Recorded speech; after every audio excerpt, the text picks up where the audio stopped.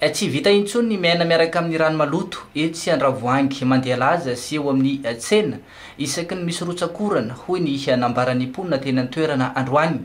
Tsy mahavaolana ny fisokirana ny dalina amin'ny alalan'ny fer rance ny fanadiovana ivelany ataon'ny SMA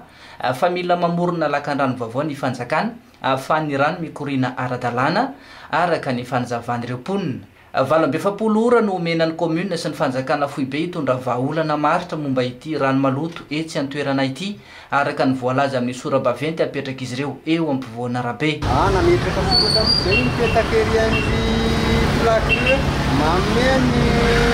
mitondra sy ny be ny tanàna 48 heures zany zay fa hijerena ny rano fitaka sy miaratsy ny lalana eto amin'ny toerana ity zay tsy afaka miasa tsy afaka mivarotra izay zany novana soratra io sy mbola hitarainanay amin'izay mpitondra maefa ombony eo ela zay teto efa tany amin'ny 94 hatramin'izao hitanay tsara zany eto zany misy mety asan'ny commune reny ihany misikotsikotra isan'andro nefa tsy vahaolana le fisokirana fa mba vahaolana maharitra hafa zany tokony tadiavin'ny mpitondra sy ny tantanana Antananarivo raha mbola afaka mijery mety ambany ity hitanareo ay mifotoky le olana zany resaka dalina tsetsina ny trano be tsy ambadika tsy mety misy fivoahana rano matsy teto tamin'izany andro zany tatsy lolo tatsy dia misy trano be miorina io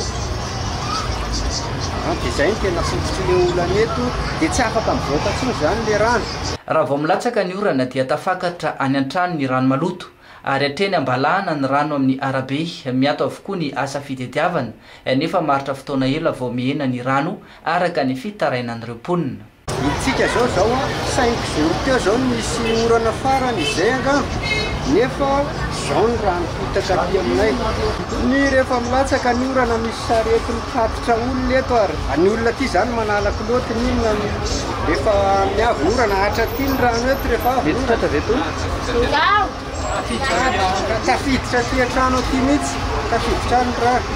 Iroso amin'ny dingana ambonimbony kokoa ireo mponina ety an-toerana amin'ny fanaovana fitakiana raha sanatria tsy miaino azy ireo ny fanjakana. Ao aorianan'io zany io 48 heures io raha tsisy vahaolana zany mety entin'ny be ny tanàna na misy mpitondra raha mbola misy eto dia mety hiakatra ambonimbony kokoa zay hoe mety farany mety ho grevy satria jaly be le mponina Andravoahangy.